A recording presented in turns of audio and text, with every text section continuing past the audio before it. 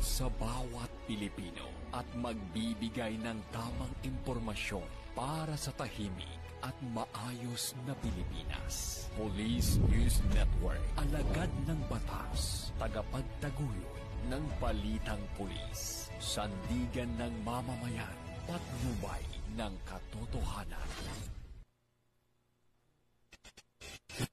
Kampo Krame, maghahatid ng pinakahuling kaganapan at nagbabagang balita. Ito ang PNN Police News Network. At ngayon, ang inyong mga tagapagbalita. Magandang araw, bagong Pilipinas. Ako ang inyong alagad ng batas, tagataguyod ng Balitang Pulis.